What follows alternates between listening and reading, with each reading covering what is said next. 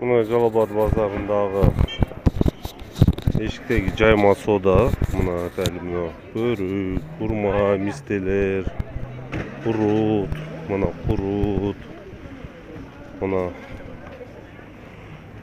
алманы, сливанын қақтары мында ашып тұрады да. Не көрсеткім келіп жатады, мына алма мысалы. Бұны жуып жейсің, мына күндігі ешікте тұрып, жаңа сода болмай, көрдіңер, лампочка тұрады да, мысалы ешікте де, мұны чаңды көрдіңер да, мұны чаңды. Мұны ешікте сода, мұны миң деген адам баса, чаң көтіріліп да, чаң көтіріліп.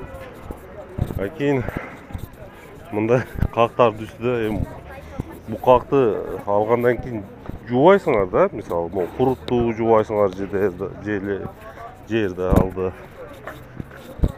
Не дейім келеді бұл?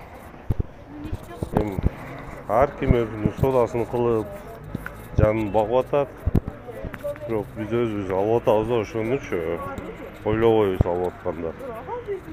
Чаңго дебейбіз да. Мысалы, азыр отеги дарвазаға жеткенде тартамын. Мына мен айтып жатқан дарвазанында Қуаныш сода үйден базарға кіреді. Мұндай нан азықтар үсті ашық тұрады да. Азыр көрдіңдер, лампочканың үстіде қанша чаң. Бұл жерден дағы ошончо адам басады. Кейін біз ошоны алып жейбиз. Ошоға бір қандайдыр мындай қылып пакетке сап қойсо, үстүнө жаап қойсо болот да, мұны.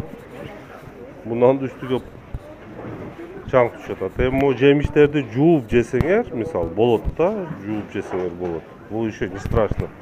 Анда пирожный, анда булочкалар, анда үстүгү полный ачык, үстүгү чаң конуп атат да мына.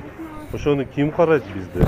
Ким бирөө жарым ошону контролдойбу? Бирөө элге дагы бар бир экен да, мындай алып жеп атат да, ошонучу. Мындай нар жакта шириндиктерди жабып атат, сатып атат, үстүн жаап коюптур пленка мененчи. Ал жакшы. Чаң түшпөйт. Андай ачыктаргачы кандай контрол болот?